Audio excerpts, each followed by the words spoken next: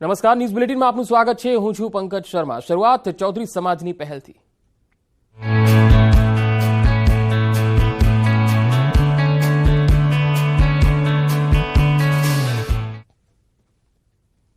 પ્રસંગોમાં દેખાદેખી અને દેખાડો કરવામાં ખોટા ખર્ચા થઈ જાય છે। જો કે બનાસકાંઠાના એક સમાજે આવા ખોટા ખર્ચાઓ સામે નવી પહેલ કરી છે। ધાનેરાના 54 ગામના 30-24 આંજણા સમાજે સામાજિક સુધારા કરી અન્ય સમાજોને પણ દિશાચિહ્ન કર્યું છે। ધાનેરામાં 54 ગામના આંજણા ચૌધરી સમાજની બેઠક મળી, જેમાં વિવિધ 22 સુધારા કરીને સામાજિક બદલાવ લવાયો। સમાજના નવા સુધારામાં કેટલીક પરંપરાના નામે કેટલીક બદીઓ દૂર કરાઈ છે। એટલું જ નહીં, બદીઓ ફરી શરૂ ન થાય એ માટે દંડની પણ જોગવાઈ કરી છે, જેમાં મરણ પ્રસંગમાં અફીણ પ્રથા બંધ કરાઈ છે અને જો અફીણ પ્રથા ચાલુ કરાશે તો 1 લાખનો દંડની જોગવાઈ કરાઈ છે। આ ઉપરાંત લગ્નમાં ફટાકડા લિમિટમાં ફોડવા, લગ્નની પત્રિકા સાદી છપાવવી, લગ્ન પ્રસંગમાં વોનોડા પ્રથા બંધ કરવી, દીકરીને પેટી ભરવામાં 51,000થી વધુ નહીં આપવા, ભોજન સમારંભમાં જમવાનું પૌષ્ટિક બનાવવું અને જમણ પીરસવા અન્ય ભાડુતી માણસો ન લાવવાનો નિયમ બનાવાયો છે। સાથે સન્માન સમયે સાલ, પાઘડી, વીંટી અને ભેટ નહીં આપવાની પણ પહેલ કરાઈ છે। સાથોસાથ યુવાનોએ ફેશનેબલ દાઢી ન રાખવાનું ફરમાન પણ કરાયું છે। જો આ નિયમનું ઉલ્લંઘન થાય તો 51,000ના દંડની જોગવાઈ પણ છે। ઉપરાંત ઢૂંઢમાં જમણવાર ન કરવા, પતાસા બંધ કરવાનું પણ ફરમાન છે। સમાજ સુધારણા અને સમૂહ લગ્ન બાબતે સભા યોજાઈ, જેમાં આ સુધારા કરવામાં આવ્યા।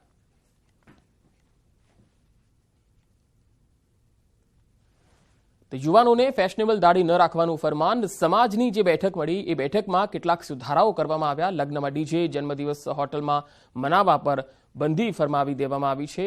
22 જેટલા સુધારા ચૌધરી સમાજની આ બેઠકમાં કરવામાં આવ્યા। પ્રસંગોમાં ખોટા ખર્ચા ઘટાડવા માટે સમાજે એક પહેલ કરી છે અને આ પહેલમાં સૌ જે ચૌધરી સમાજના લોકો ઉપસ્થિત હતા તેણે અનુમોદન આપ્યું છે, સમર્થન આપ્યું છે।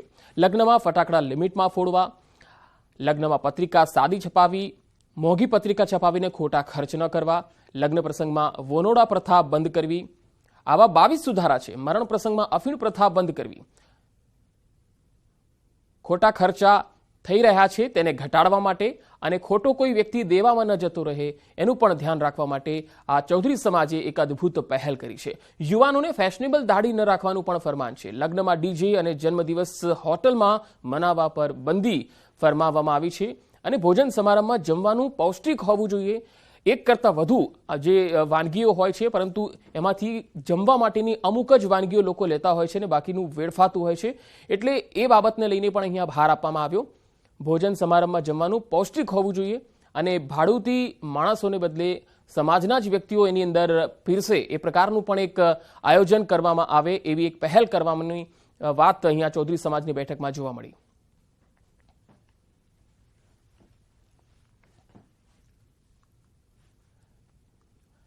અમદાવાદમાં વેપારી પર હુમલાની ઘટના બની। ઠક્કર બાપાનગરમાં વેપારી પર છરીથી હુમલો થયો। ઓફિસમાં આવીને વેપારી પર હુમલો કર્યો। દીપક પરમાર નામના શખ્સે વેપારી પર હુમલો કર્યો હતો। ઇજાગ્રસ્ત વેપારીને સારવાર માટે હોસ્પિટલમાં ખસેડાયો। અમદાવાદમાં વેપારી પર હુમલાનો બનાવ બન્યો। આખી ઘટના સીસીટીવીમાં કેદ થઈ છે। આ તસવીરોમાં જોઈ શકો છો। અસામાજિક તત્વો કેટલા બેફામ બન્યા છે એ જોઈ શકાય છે। ઓફિસમાં આવીને વેપારી પર આ રીતે હુમલો કર્યો, જેના સીસીટીવી ફૂટેજ પણ સામે આવ્યા છે। દીપક પરમાર નામના શખ્સે વેપારી પર હુમલો કર્યો। ઇજાગ્રસ્ત વેપારી સારવાર અર્થે હોસ્પિટલમાં દાખલ કરાયો છે। જોકે આ હુમલાનું કારણ શું હતું તે સામે નથી આવી શક્યું। આખી ઘટના બાદ હવે તપાસનો વિષય બની ગઈ છે।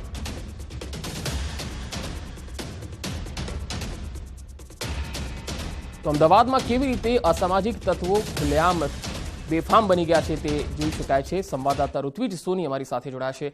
ઋત્વિજ, આ દીપક પરમાર નામના શખ્સે વેપારી પર હુમલો કર્યો, આ શખ્સ કોણ છે અને હુમલાનું કારણ શું હતું? જી પંકજ, હાલમાં પોલીસ દ્વારા સમગ્ર મામલે તપાસ કરવામાં આવી રહી છે। ઠક્કર બાપાનગર વિસ્તારનો આ જે બનાવ છે કે જ્યાં ઓફિસની અંદર જે ફરિયાદી છે તે પોતે કામ કરી રહ્યા હતા, તે દરમિયાન અચાનક જ આ શખ્સ ત્યાં આવી પહોંચ્યો હતો અને તેણે છરી વડે વેપારી પર હુમલો કર્યો હતો। વેપારીએ અનેક વખત તેને રોકવાનો પણ પ્રયાસ કર્યો હતો, પરંતુ તે રોકાયો ન હતો અને એક પછી એક હુમલા કરતો રહ્યો હતો।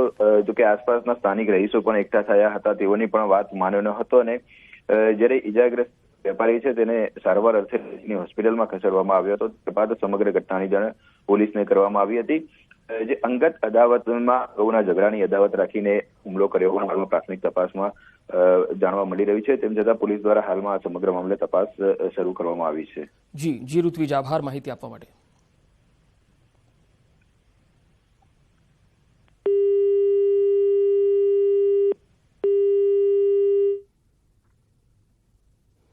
અને હવે વાત રાહુલ ગાંધીને રાહત મળશે કે કેમ તેની.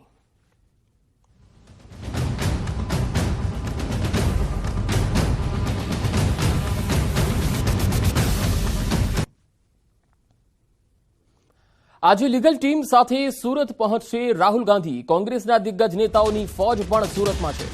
પ્રિયંકા ગાંધી ઉપરાંત કોંગ્રેસ શાસિત રાજ્યના મુખ્યમંત્રીઓ પણ જોડાશે. માનહાનિ કેસના ચુકાદાને કોર્ટમાં પડકારશે. નીચલી કોર્ટના ચુકાદાને સેશન્સ કોર્ટમાં પડકારશે.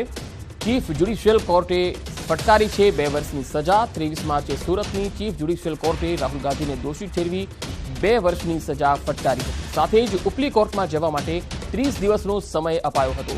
રાહુલ ગાંધી એરપોર્ટ પર આવશે અને ત્યાંથી સીધા કોર્ટ પહોંચશે.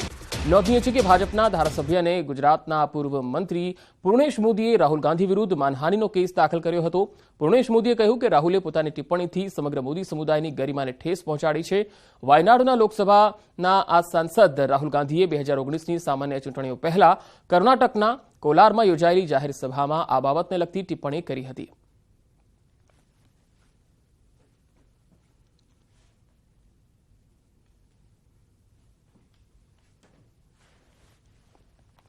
ચુકાદાને સેશન્સ કોર્ટમાં પડકારવામાં આવશે. થોડી જ વારમાં રાહુલ ગાંધી સુરત ખાતે આવી પહોંચશે અને પોલીસનો પણ અહીંયા ચાંપતો બંદોબસ્ત જોવા મળી રહ્યો છે. રાહુલ ગાંધીને રાહત મળશે કે કેમ તેને લઈને હાલ ચર્ચાઓ થઈ રહી છે. રાહુલ ગાંધી આજે સુરત પહોંચી રહ્યા છે ત્યારે આ તરફ ભાજપે રાહુલ ગાંધી પર શાબ્દિક પ્રહાર કર્યા. પ્રવક્તા સંદીપ પાત્રાએ આક્ષેપ કર્યો છે કે રાહુલે ઓબીસી સમાજનું અપમાન કર્યું છે. સાથે જ આજે સુરતમાં કોંગ્રેસ નેતાઓ નાટક કરશે તેવો પણ આરોપ કર્યો છે.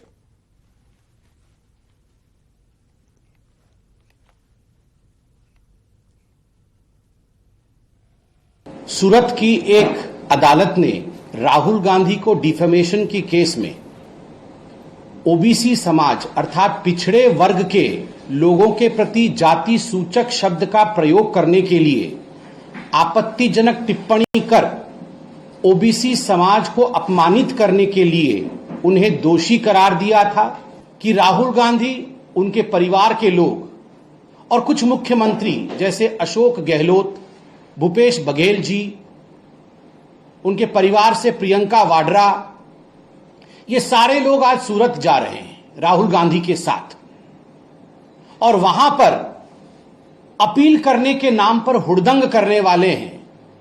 रास्ता रोको, नौटंकी करो, इस प्रकार का एक माहौल गुजरात में कांग्रेस पार्टी और राहुल गांधी जी का परिवार बनाने वाला है. તો કોંગ્રેસના વરિષ્ઠ નેતા અને વકીલ બાબુ માંગુકિયાએ કહ્યું કે રાહુલ ગાંધી દ્વારા નીચલી કોર્ટના ચુકાદાને પડકારવામાં આવશે. સાથે જ સજા મોકૂફી અને દોષી ઠેરવવાના ચુકાદા પર સ્ટે આપવા માટેની અરજી કરાશે. માંગુકિયાએ કહ્યું કે જો કોર્ટ સજા મોકૂફ ન કરે, સાથે જ જે અપીલ માટે 30 દિવસનો સમય આપ્યો છે તેને મેક્સિમમ ગણીને અપીલ કરવા સુધીની જે છૂટછાટ છે એવું માને તો રાહુલ ગાંધીને જેલમાં જવું પડી શકે છે. એટલું જ નહીં, જો સજા પર સ્ટે આપે પરંતુ કસૂરવાર ઠેરવવાના ચુકાદા પર સ્ટે ન આપે તો રાહુલ ગાંધીને સંસદમાંથી ડિસ્ક્વોલિફાય જ રહેવું પડશે.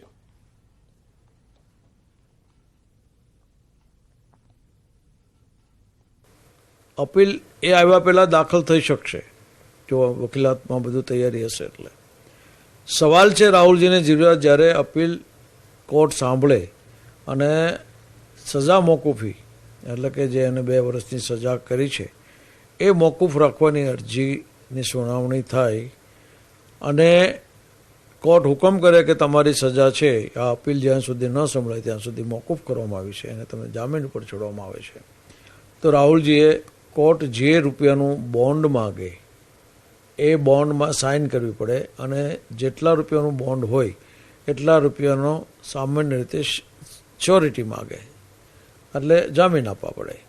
અથવા જો કદાચ કોર્ટ જામીન ના આપે બાબુ કાકા અને જે સજા છે તે યથાવત કોર્ટ રાખે તો આગળની પ્રક્રિયા આખી શું રહેતી હોય છે? 2 વસ્તુ થાય. ધારો કે રાહુલજી પોતે જ એમ કે મારે નથી મોકૂફની અરજી કરવી, જો એ શક્ય નથી તો પોતાને આવવાની જરૂર જ નથી. બીજું કે કોર્ટ સજા મોકૂફ કરવાની ના પાડે. તો અત્યારે અમારી પાસે બે રસ્તા છે. સામાન્ય રીતે અમે એ કરીએ કે ભાઈ અમને 30 દિવસનો ટાઈમ નીચેની કોર્ટે આપ્યો છે, અમે 30 દિવસ પહેલાં તમારી પાસે આવી ગયા છે, આ સેન્ટન્સ છે 30 દિવસ સુધી મોકૂફ રહ્યો છે, એટલે અમે હાઈકોર્ટ જશું.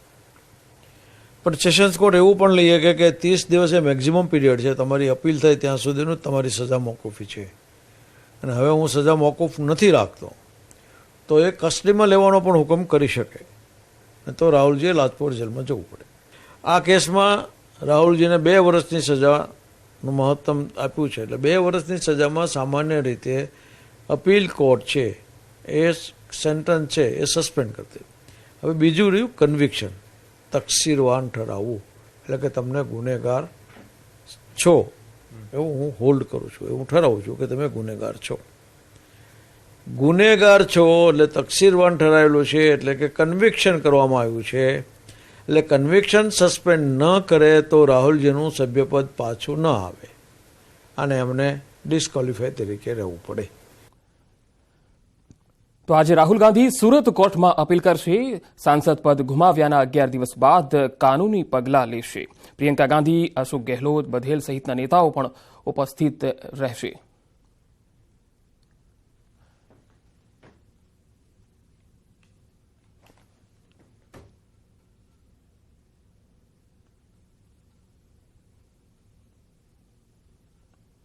जिस तरह से बात करें, आपने अभी एक बात कही कि ये जो राहुल गांधी पर जिस तरह से भाजपा ने हाथ डाला, ये क्या है? क्योंकि जिस तरह से पूरा पॉलिटिकली एक घटनाक्रम हो रहा है, एक कोर्ट में मैटर हो रही है, कोर्ट में उसको सजा दी जा रही है, मेंबरशिप उनकी कैंसिल की जाती है, बाद में पूरा ये पॉलिटिकली हो रहा है, सब नेता आ रहे हैं, सीएम यहाँ पर खुद आ रहे हैं कई स्टेट के जो कांग्रेस शासित राज्य हैं.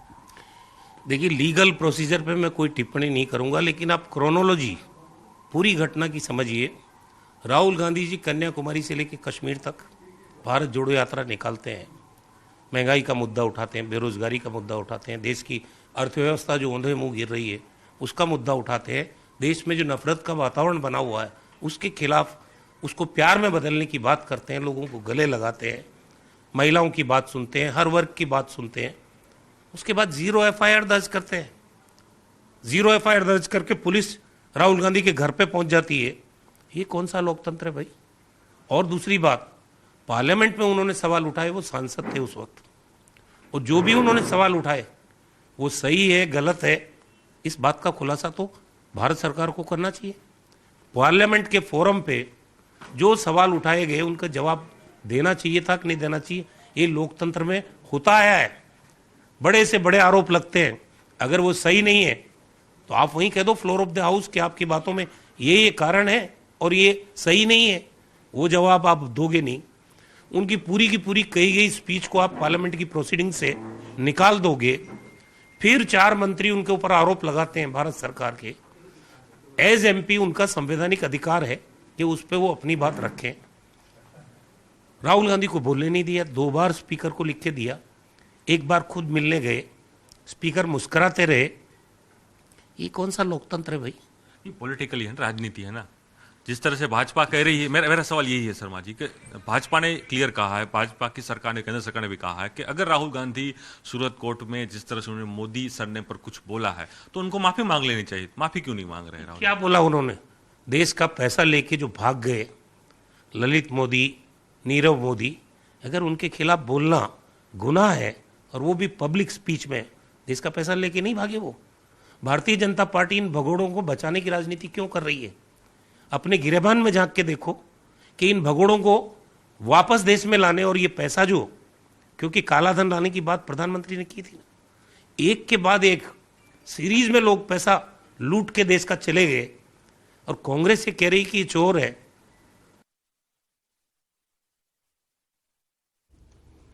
રાહુલ ગાંધી થોડી જ વારમાં સુરત આવી રહ્યા છે, ત્યારે હાલ તો કોંગ્રેસના જે નેતાઓ છે તેઓ સુરત એક બાદ એક પહોંચી ગયા છે, અને સુરત કોર્ટમાં રાહુલને રાહત મળવાની છે કે કેમ તેને લઈને હવે જોવાનું રહેશે. के लिए निकला है तो ऊपर से उनकी बात को सुनना चाहिए, पार्लियामेंट में सुनना चाहिए, उनको बुलाना चाहिए, उनको न्योता देना चाहिए कि आओ हम बैठ के मिल के इस देश के सवालों का हल लाएं। उसके बदले जिस तरह का व्यवहार पहले अंग्रेज करते थे उससे भी बुरा व्यवहार मुझे लगता है इस देश में हो रहा है। ये भारत सबसे बड़ी डेमोक्रेसी है विश्व में, यहाँ के लोग इस बात को पूरा जवाब देंगे और इसका पहला जवाब मिलेगा आपको कर्नाटक में।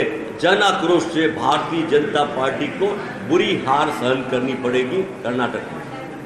लेकिन आप अभी संदीप पात्रा ने कहा है कि जुडिशरी पे प्रेशर बनाने की कोशिश कांग्रेस कर रही है। देखिए, ये जो मामला है डिफेमेशन का, उनको पूछिए संदीप पात्रा जी को, मैं उनके साथ कोई बहस करना नहीं चाहता। कितने ऐसे मामले हुए देश में, क्या जजमेंट आए, कब आया, किसको निष्कासित किया, और गुजरात का ही वो एग्जाम्पल है, एक एमपी जिसने क्या किया, 3 साल की सजा हुई थी, उसको बाद निकालने में क्या क्या किया। ये अंग्रेजों से ज्यादा डिक्टेटोरियल लोग हैं, इनका डेमोक्रेसी से कोई लेना देना नहीं है। તો ભરતસિંહ સોલંકી જેઓ લાઈવ હતા અને તેમણે જણાવ્યું હતું કે રાહુલ ગાંધીને લઈને જે કેસ દાખલ થયો છે તે ખોટો છે અને જે લોકોએ કેસ કર્યો છે તેના ઉપર તેમણે આક્ષેપ પણ કર્યા। રાજ્યના વધુ સમાચારો પર નજર કરીશું, હાલ રોકાઈશું એક બ્રેક માટે।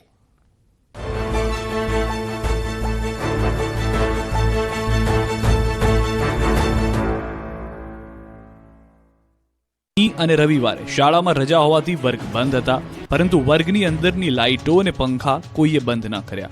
કુલ 3 વર્ગમાં 12 પંખા અને લાઇટ ચાલુ મૂકીને શિક્ષકો ઘર ભેગા થઈ ગયા હોવાનું અનુમાન છે। નસવાડી તાલુકાની મુખ્ય કુમાર શાળાના શિક્ષકો જ બેજવાબદાર બન્યા હોવાનું સામે આવ્યું। લાઇટ બિલ તંત્રને ભરવાનું હોવાથી અહીંના શિક્ષકોને જાણે કોઈ ફેર જ ન પડતો હોય અને શાળાના વર્ગમાં લાઇટ પંખા ચાલુ રાખી દીધા। નાના બાળકોને બોધપાઠ શીખવાડતા શિક્ષકો જ આવી લાલિયાવાડી કરશે તો બાળકો શું શીખશે? તંત્ર વ્યવસ્થા કરવામાં ઊણું ઉતરતા નર્મદા પરિક્રમા કરવા આવેલાને ભારે હાલાકીનો સામનો કરવો પડ્યો અને અનેક લોકો બેભાન થયા। તંત્રની પોલ ખોલતા સત્તાધીશોને જનતાની કોઈ પડી નથી તેના પુરાવાના ખતરનાક દ્રશ્યો છે નર્મદાના રામપુરા કીડી-મકોડી ઘાટ પરના। નર્મદા પંચકોશી પરિક્રમા અંતિમ ચરણમાં છે, ત્યારે પરિક્રમા કરવા માટે રવિવારે મોટી સંખ્યામાં ભક્તો અહીં પહોંચ્યા હતા, પરંતુ સમગ્ર વ્યવસ્થા કરવાનો દાવો કરતા તંત્રના દાવા પોકળ સાબિત થયા। અહીં વ્યવસ્થાના કારણે જનતાને કાળઝાળ ગરમીમાં હેરાન પરેશાન થવાનો વારો આવ્યો। 1 લાખથી વધુ લોકો પરિક્રમા કરવા પહોંચતા સર્જાઈ અફરાતફરી। બોટ પણ એક જ રાખતા બોટમાં બેસવા ધક્કા મૂકી થઈ। તંત્ર દ્વારા કોઈ વ્યવસ્થા ન થતા અનેક લોકો ભારે તાપમાં થાકી જતા ચક્કર આવી ઢળી પડ્યા। જોકે નર્મદા પોલીસને જાણ થતા ઘટના સ્થળે પહોંચી મામલો શાંત પાડ્યો હતો। 10 બોટ હતી, જેમાં વધુ 5 બોટ પોલીસે વધારી હતી, છતાં 25 બોટ મુકાઈ એવી પરિક્રમાવાસીઓની માંગ છે, કેમ કે નદીનો પટ્ટો લાંબો અને ઊંડો હોવાને કારણે નાવડીના સહારે આ પંચકોશી પરિક્રમા કરવામાં આવે છે।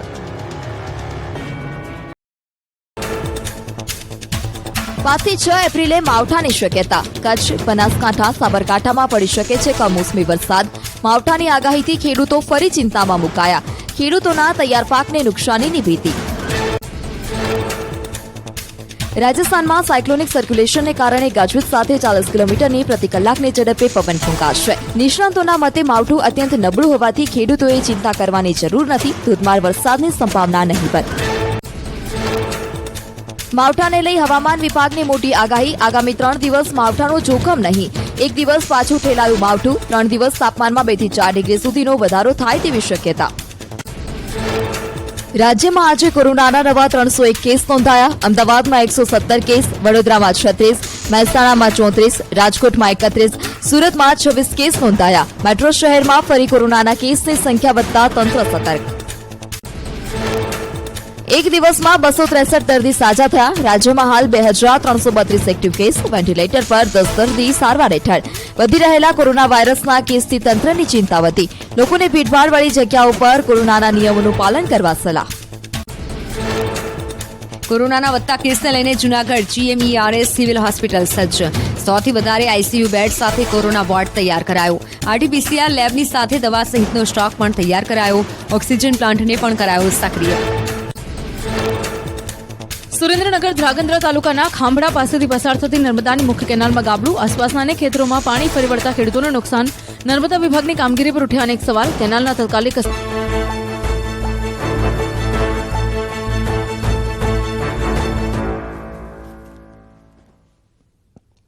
બ્રેક બાદ સમાચારોમાં આગળ વધીએ. ભાજપના 43મા સ્થાપના દિવસની ઉજવણીની તૈયારી. 6 એપ્રિલે પીએમ મોદી ભાજપ કાર્યકર્તાઓને સંબોધન કરશે. મંડળ સ્તર સુધી કાર્યકર્તાઓ આગેવાનોને સંબોધન કરશે. કેન્દ્રીય મંત્રીઓ, સાંસદો, ધારાસભ્યો અને હોદ્દેદારોને સૂચના અપાઈ છે. 6 થી 14 એપ્રિલ સુધી સેવા સપ્તાહ ઉજવણી થશે. પીએમ ભાજપની સિદ્ધિઓને કરશે વાત અને કેન્દ્રની યોજનાઓની પણ વાત મૂકશે.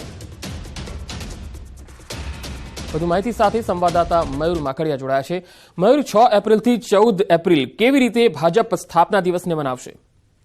બિલકુલ, ભારતીય જનતા પાર્ટી પોતાના સ્થાપના દિવસની ઉજવણી એ કરશે. 6 એપ્રિલે ભારતીય જનતા પાર્ટીનો સ્થાપના દિવસ છે અને તેની અંદર એક સપ્તાહની જે ઉજવણી છે તે હાથ ધરવામાં આવશે. પ્રધાનમંત્રી નરેન્દ્ર મોદીએ તમામ જે પક્ષના હોદ્દેદારો છે, ધારાસભ્યો છે, સાંસદ સભ્યો છે અને મંત્રીઓ છે તેમને પોતાના વિસ્તારની અંદર જઈ અને જે સરકાર અને સંગઠનની સિદ્ધિઓ છે તે અંગે લોકોને જાગૃત કરવા માટેનું આહવાન કરેલું છે અને તે જ પ્રકારે આ એક સપ્તાહની અંદર જુદા જુદા જે કાર્યક્રમો છે તેની અંદર કેન્દ્રીય મંત્રીઓ સાથે જ પ્રદેશ સરકારના મંત્રીઓ અને પ્રદેશ અને રાષ્ટ્રીય ભારતીય જનતા પાર્ટી એના જે હોદ્દેદારો છે તે અલગ અલગ વિસ્તારની અંદર જઈ અને આ જે ઉજવણી છે તે કરશે અને તેની અંદર કેન્દ્ર સરકાર અને રાજ્ય સરકારની જે સિદ્ધિઓ છે તે લોકો સુધી પહોંચાડશે. જી મયુર, આભાર સમગ્ર માહિતી આપવા.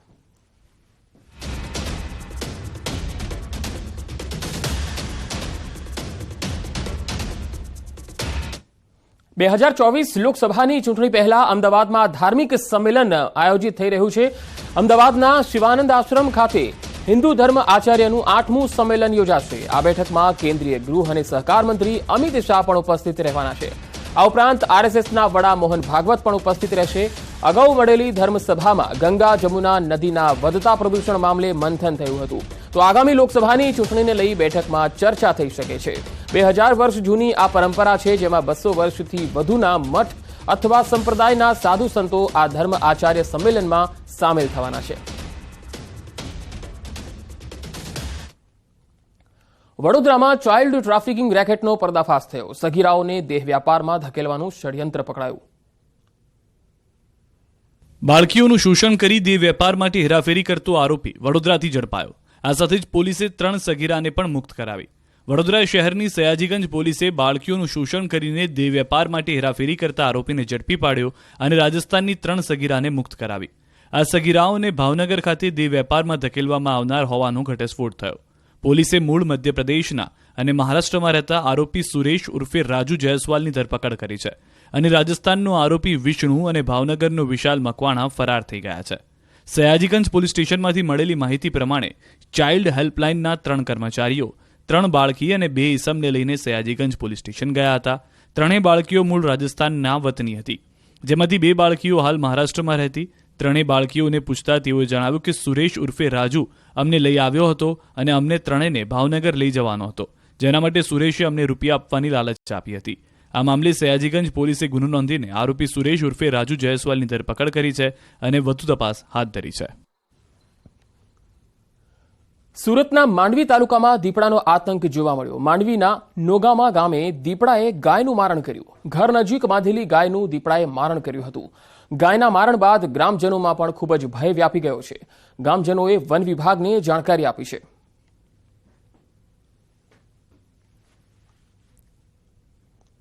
પંચમહાલના ગોધરા તાલુકામાં પાણીની પાઇપલાઇનમાંથી પાણીનો વ્યય થતા દ્રશ્યો સામે આવ્યા.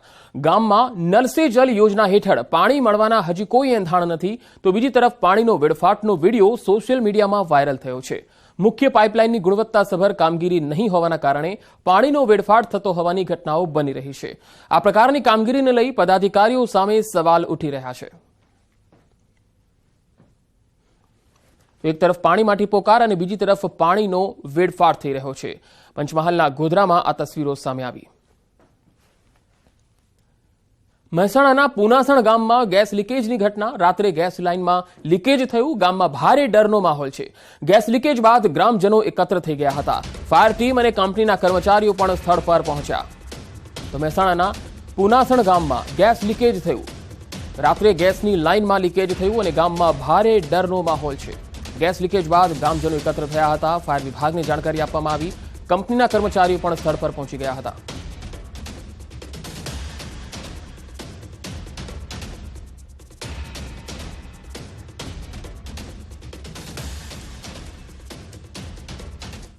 તો આ બુલેટિનમાં અત્યારે આટલું જ. નમસ્કાર.